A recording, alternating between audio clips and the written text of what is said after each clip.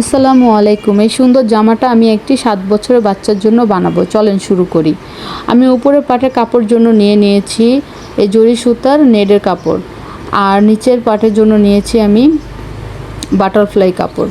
কাপড়টা অনেক সফট, অনেক সুন্দর। উপরের পাট আর হাতার জন্য আমি আলাদা করে নিচ্ছি।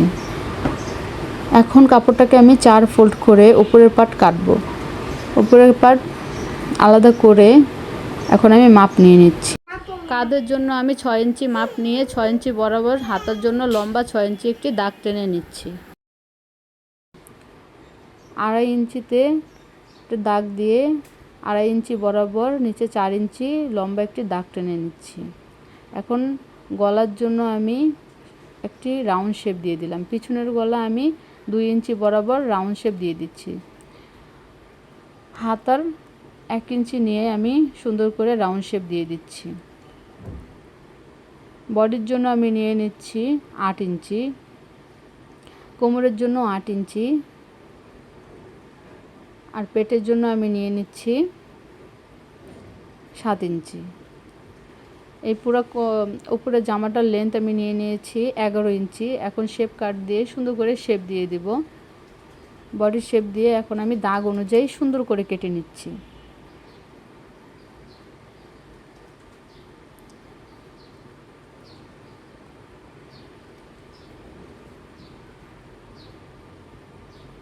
পিছনের পাটের গলাটা আগে কেটে তারপরে পিছনের পাটটা আলাদা করে সামনের পাটের গলাটা আমি কেটে নেব।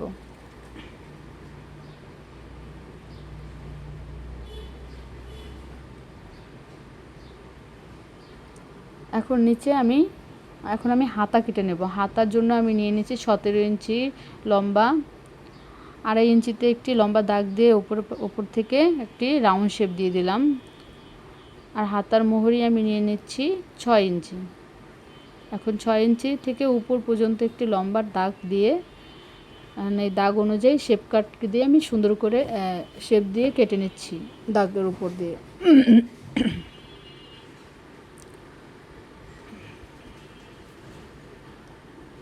নিচে আমি কুচি দেব, মাপ অনুযায়ী আমি যতটুকু লেন্থ হবে সেই অনুযায়ী আমি কেটে নিচ্ছি। আমি নিচ্ছি আমার বেবির জন্য 40 ইঞ্চি, পুরা জামা 40। এখন উপরের পাট রেখে আমি আস্তরের কাপড়টা কেটে নিচ্ছি।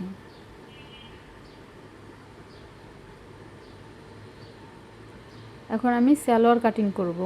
সালোয়ারের জন্য উপর থেকে আমি 16 ইঞ্চিতে একটি দাগ দিয়ে 2 ইঞ্চি বরাবর দাগ লম্বা একটি দাগ দিয়ে একটি রাউন্ড শেপ দিয়ে দিব।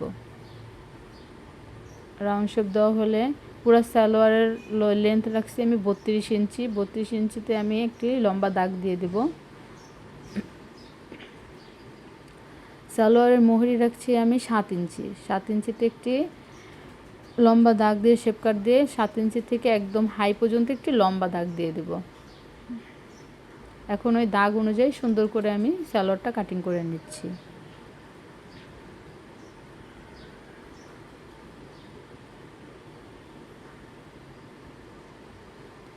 এখন চলেন সেলাই করি। প্রথমে আমি গলাটা সুন্দর করে সেলাই করে নিচ্ছি। আস্তরটা নিচে দিয়ে উপরে আমি কাপড়ের উল্টা পাট দিয়ে সেলাই করে নিচ্ছি। এখন আমি ওটারে ঘুরিয়ে দিক করে নেব। উপরে একটি চাপ সেলাই দিয়ে দিচ্ছি। এই অনুযায়ী আমি পিছনের গলাটাও সেলাই করে নেব সেম আকারের। এখন আমি দুটো কাঁধ একসাথে রেখে সুন্দর করে সেলাই করে নিচ্ছি।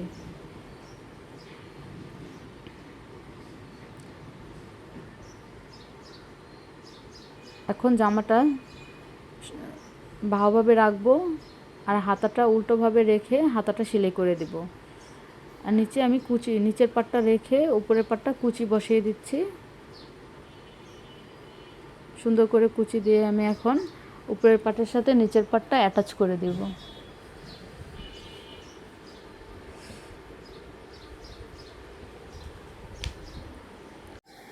হাতা থেকে ধরে পুরো জামাটার সাইড সেলাই করে নেব।